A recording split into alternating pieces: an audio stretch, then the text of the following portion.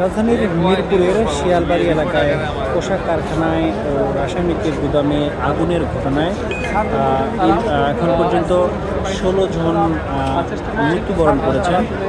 দর্শক দেখছেন এখানকার সবশেষ পরিস্থিতি আপনাদের দেখানোর চেষ্টা করছি।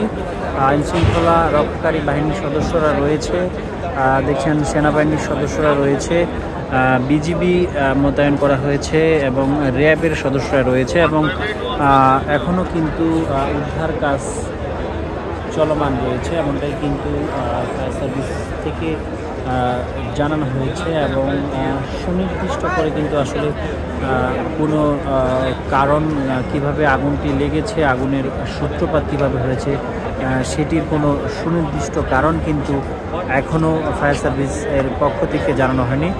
আপনারা দেখছেন এই মুহূর্তে এই যে ঘটনাস্থলে যে নিরাপত্তা জোরদার করা হয়েছে, সেনাবাহিনীর সদস্যরা রয়েছে, বিজিবি সদস্যরা রয়েছে, র্যাবের সদস্যরা রয়েছে এবং উৎসুক জনতা রয়েছে, তারাও কিন্তু এখানে ভিড় করছে এবং এছাড়াও কিন্তু অনেকে তাদের স্বজনদের খুঁজে আসছে, হাতে ছবি নিয়ে নাম ঠিকানা নিয়ে কিন্তু স্বজনদের খোঁজে আসছে।